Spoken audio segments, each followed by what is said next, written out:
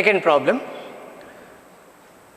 A ball is thrown vertically upwards with a velocity of 20 meters per second from the top of a multi-story building. The height of the point from where the ball is thrown is 25 meters from the ground. You are supposed to calculate how high will the ball rise, first one. Second one, and how long will it be before the ball hits the ground. Okay, let me read again. A ball is thrown vertically upwards with the speed of given 20 meters per second from the top of a multi-story building. The height of the point from where the ball is thrown is 25 meters from the ground. It is clear that the multi-story building is 25 meters high. Correct? From the top of the multi-story building, a ball was thrown with the speed of 20 meters per second vertically upwards. So the height of the point from where the ball is thrown is 25 meters from the ground, means clear the multi-story building, okay, is 25 meters high. Okay, you are supposed to calculate how high will the ball rise. How high? You all know when an object is thrown upwards, it will reach its maximum height. After reaching its maximum height, it reverses its direction and it reaches the ground. Okay, and how long will it be before the ball hits the ground? How long? Same sentence. Okay, previous problem, same. How long means you are supposed to calculate the time, okay, the total time before the ball hits the ground. Okay, so I can draw a small diagram, not needed, but to visualize the problem, simple.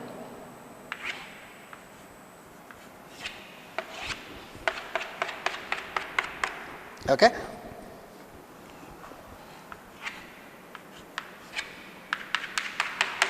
Imagine this is a multi-story building.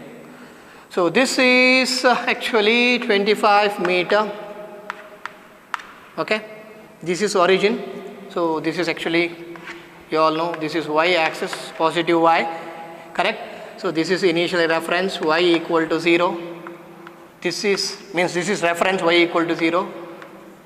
The ball was thrown from this point, therefore this is y naught equal to 25, correct? Y equal to 0, y naught equal to 25 meters for the further reference, okay?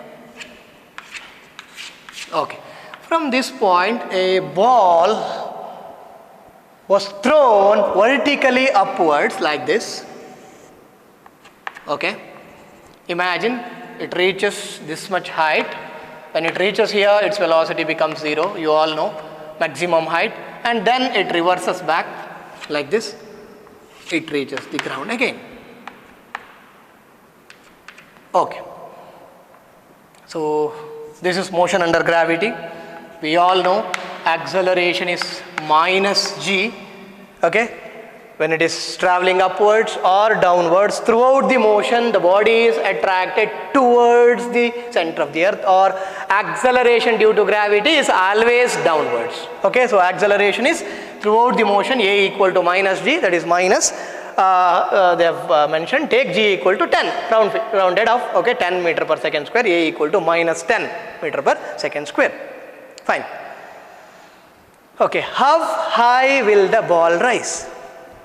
Initial velocity is given, correct? So V naught equal to how much?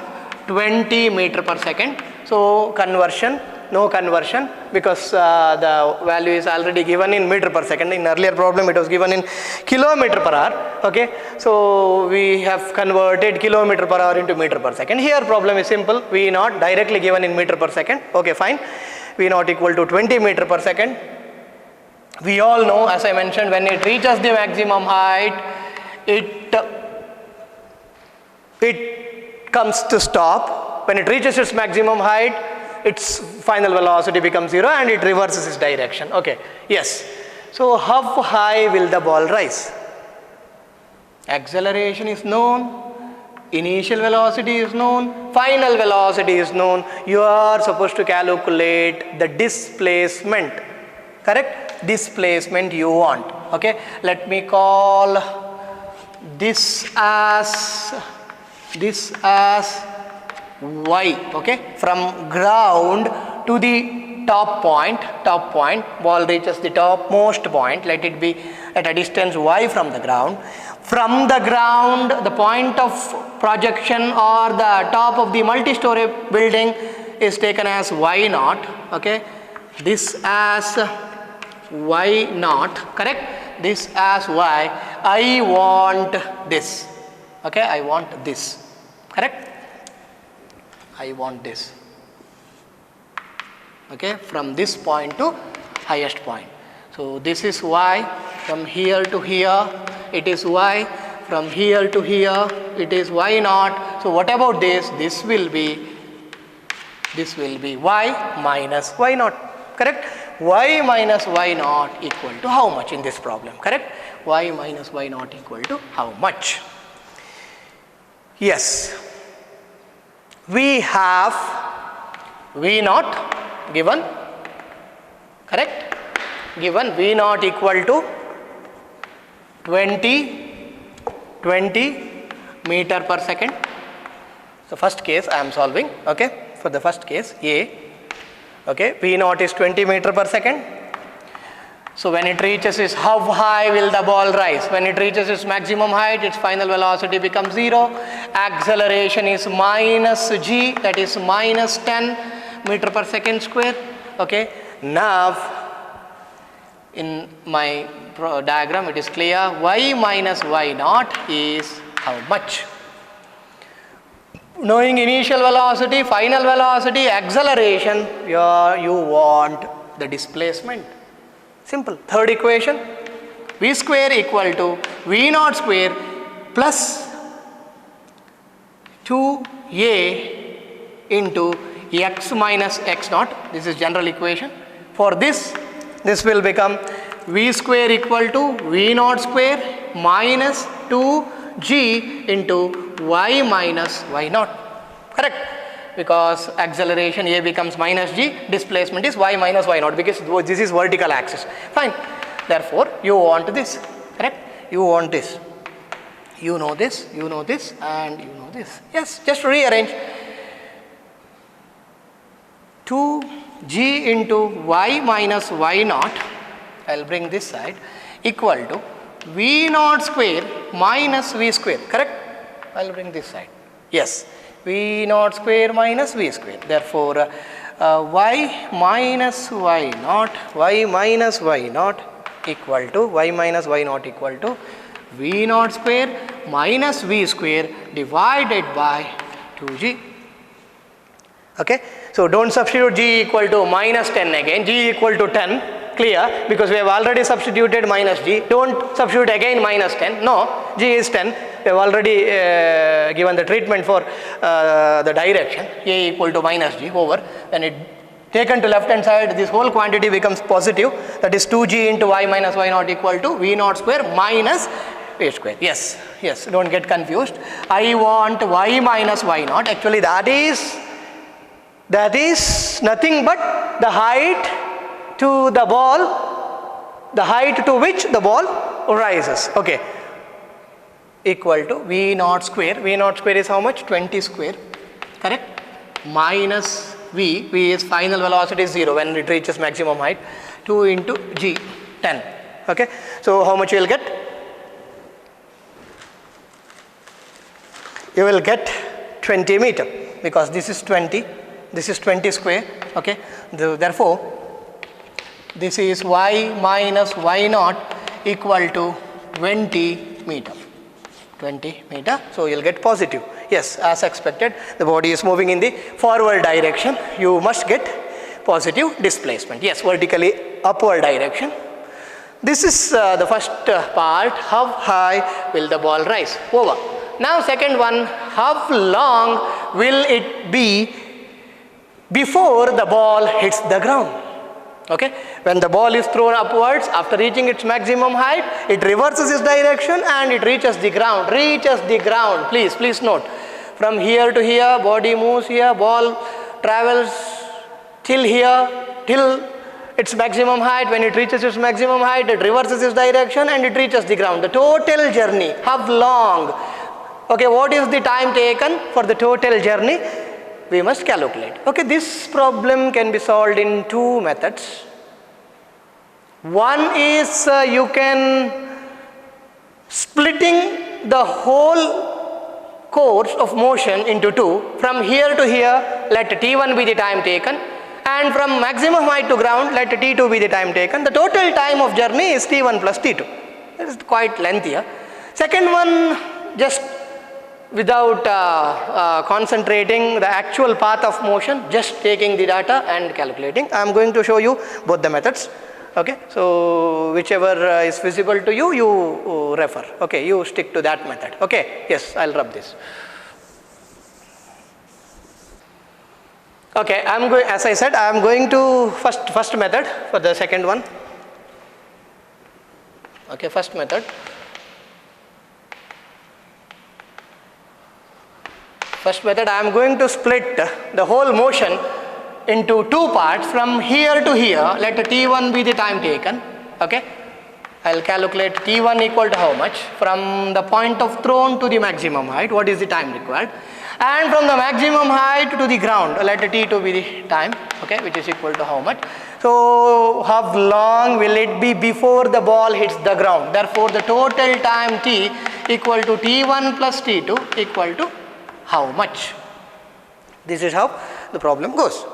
Okay, first concentrate on T1. How to calculate T1? How do you do?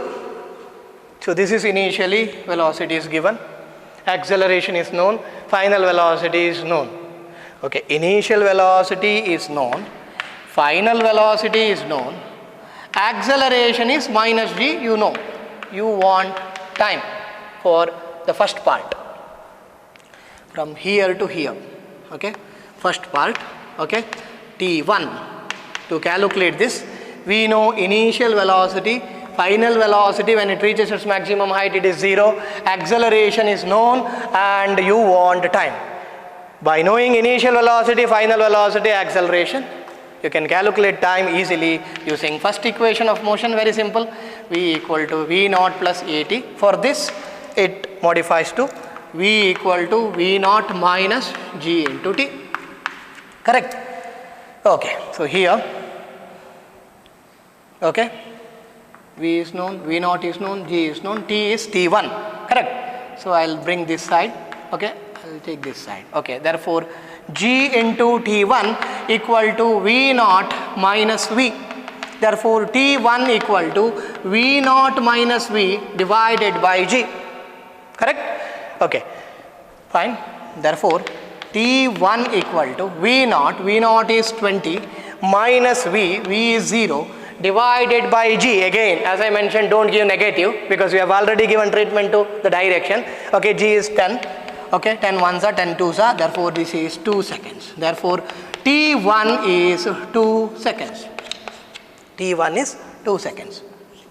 2 seconds. 2 seconds means the ball takes 2 seconds from the point of thrown to reach its maximum height. Okay.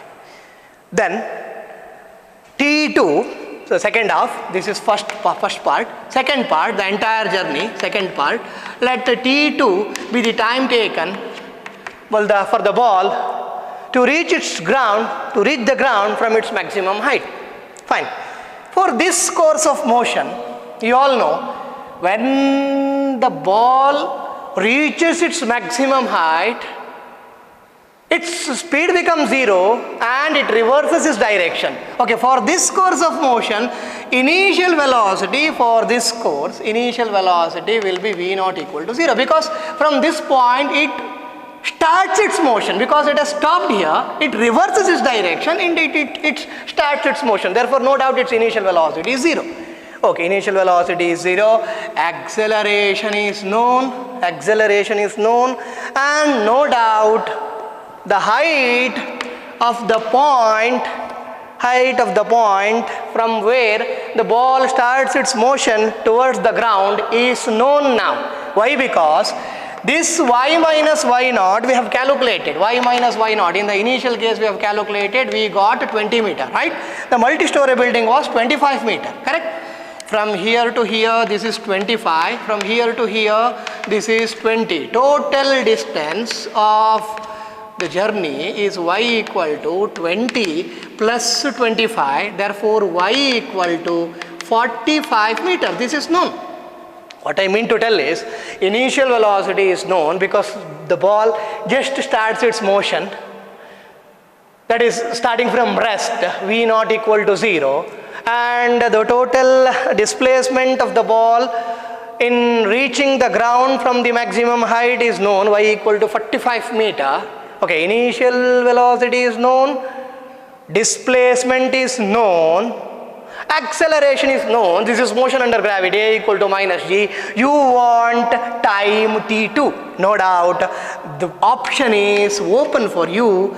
The second equation, that is y equal to y naught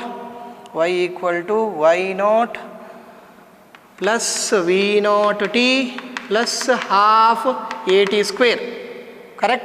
Or x equal to, I'll write, then I'll modify, that is simple, x equal to x naught plus v naught t plus half at square, correct? Okay, I'll where to write.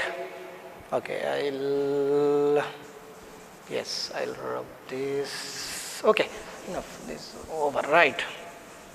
Okay, this is known, t1 is 2 seconds, I'll write here, no worries. Okay, for this y equal to y naught, I'll modify this equation, plus v naught t minus half g into t square, correct? Correct? Okay, so here y is 0. Y is 0 because from here to here, when body reaches the ground, okay, when body reaches the ground, okay, this has taken as reference, final point, final position is 0. And what about y naught? From where the ball has started moving? So it has started its motion at a height of 45 meter from the ground. Therefore, y naught equal to 45. Y naught equal to 45 meter. Clear? Y equal to 0 because it reaches the ground. Initially, it starts its motion from the maximum height. Maximum height means, so it will be at a distance of 45 meter from the ground. Therefore, initial position is y naught equal to 45. Final position, it reaches the ground. That is the reference 0. Fine. Fine. V naught, yes, V naught, you all know the car, V naught is not 20, please don't take 20 because 20 it was thrown from here. When it reaches the maximum height, its velocity becomes 0 and that is again for the second part, the initial velocity is 0, V naught equal to 0. Okay, time let it be t2, yes, time let it be t2, acceleration is known, yes, let us substitute here. Okay, okay, y is 0, y naught is 45, y naught is 45, okay, 45 meter, 45 plus, already plus, okay, y equal to 0, y naught is 45, v naught is 0, v naught is 0, fine. 0 into anything is 0, okay, 0 into t2 you can give if you want, minus half into g is 10 into t2, I've taken time as t2 square. Okay, this term is 0, okay, this term is 0, t2, no problem, 0 into anything is 0. What left? Okay, I'll bring this to this side, therefore that becomes plus half into 10 into t square equal to 45. Please note, here equal sign is here. Okay, 45 is right of equal sign. I'll bring this to left hand side, that becomes positive, half into 10 into t2 square equal to 45. Okay, 2 1s are 2 5s are, 5 1s are 5 9s are. Therefore, t2 square equal to 9, t2 equal to square root of 9. Correct? Therefore, t2 equal to 3 seconds. t2 equal to 3 seconds. What is this?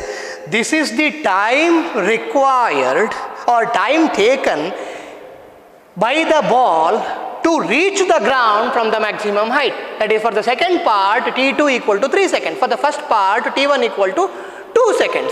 Therefore, the total time, that is how high will the ball before it hits the ground. Therefore, the total time taken by the ball, let it be t equal to t1 plus t2, that is 2 seconds plus 3 seconds.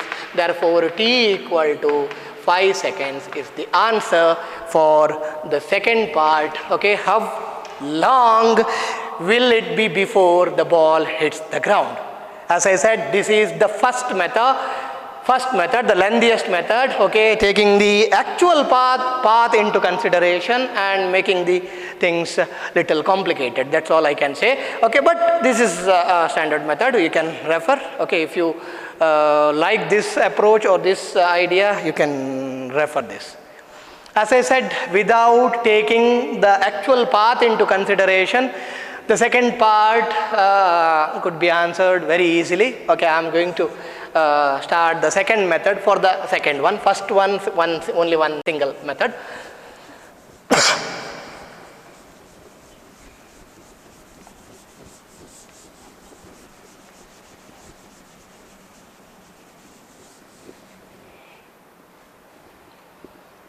Yes, so second method.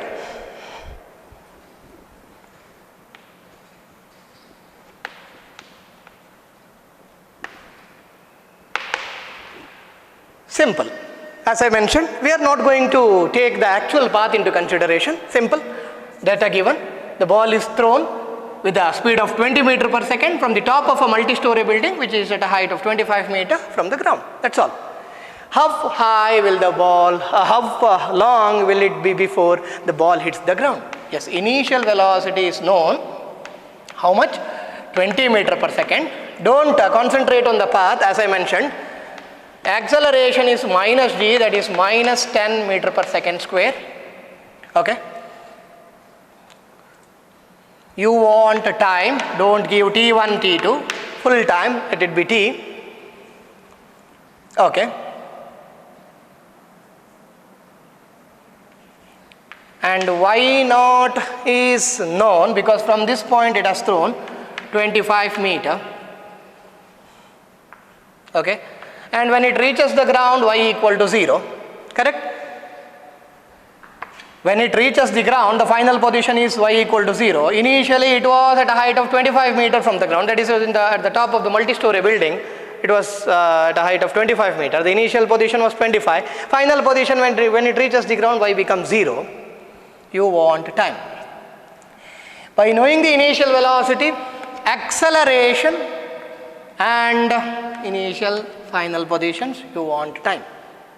Okay, I guess you're all okay. You're all very comfortable with which equation to use for this. You might have guessed it. Simple. Second equation of motion is suitable. Y equal to y naught. Y equal to y naught plus v naught into t minus half g into t square. Correct? Y equal to y naught plus v naught t minus half gt square. Y 0, y naught 25 meter plus v naught is 20 into t minus half into g, don't substitute minus 10 again, g is 10 into t square. Correct? 0 equal to 25 plus 20t minus 2 1s are 2 5s are minus 5 t square. It's a quadratic equation. You just factorize, that's all. Minus 5t square plus 20t plus 25. I is common, okay, you can divide. I'll write here. Okay, so dividing by 5, what you'll get? Okay, I'll bring this side, that is easy, or multiplying with the minus sign. Okay, no problem. Dividing by 5. okay, or dividing by minus 5, what you will get? You will get t square, 5 fours are minus 4t minus 5 equal to 0, dividing by minus 5. Minus 5 divided by minus 5, okay, that will be plus t square divided by minus 5, that will be minus 4t, this will be minus 5. T square minus 4t minus 5 equal to 0. You just factorize, you can write like this. We are all experts in this because in your high school classes you might have studied t square minus 5t, I think 5t square, okay, 5t square minus 5t, okay, minus correct, minus 5t square, factorize, minus 5t plus 1t, minus 5 into 1 minus 5t square minus 5t plus 1t minus 4t, correct, plus 1t minus 5 equal to 0, minus 4t is written as minus 5t plus 1t, correct. Okay, here t is common, t into t minus 5 plus 1 is common, 1 into t minus 5 equal to 0, correct. So this can be written as t plus 1 into t minus 5 equal to 0, or t equal to minus 1, or t equal to plus 5, that is t equal to 5 seconds, okay. T equal to minus 1 seconds, this is absurd, okay. So time can never be negative, therefore this is the feasible answer, t equal to 5 seconds, okay, t equal to 5 seconds is the answer for the second part B. How high will it be before the ball hits the ground? T equal to 5 seconds. See, I think this is the simplest method, second method. I think you can go for this if you know how to factorize. So this is not a great deal because in your high school classes, no doubt you're all expert in that. Okay, but here you are not going to consider the diagram, you are not going to bother about the actual path, how exactly it moves. You are just concentrating on the given data, V naught, yes, initial velocity, okay, and acceleration known. Time is how much for the entire journey. Initial position, final position, no doubt initial position, yes, from the top of the multi-story building, which will be at a height of 25 meters from the ground, this is a reference, y equal to 0. And when it reaches the ground, no doubt its final position becomes 0. Yes, second equation, you just substitute, yes, that is what we did. Okay, this is the second method. I hope, I think for the second, if you ask with me which method is suggestible, no doubt I will suggest this. But you must know the previous one as well, because that may helpful to understand the actual path, and you can no doubt you will understand many other things while dividing the entire journey into two parts. First part T1, time taken is T1, second part T2, yes, no doubt. So you must try all options, because end of the day you will be a master, okay. You will unless you try, okay, no, it's of no use, because you must love numerical problems. That's all I want to say, because you must love numerical problems, you must love, no other option. So for few students, physics problems will be problems for their lifetime, because they never like doing numerical problems. Actually, numerical problem solving is a beautiful thing in physics. Physics, you must love numerical problem solving, okay. Only then you will understand the physics concepts in a better way, okay. So you try to inculcate interest, okay, in solving numerical problems, okay. Then no doubt once the interest comes in solving problems, no doubt you will start enjoying solving numerical problems.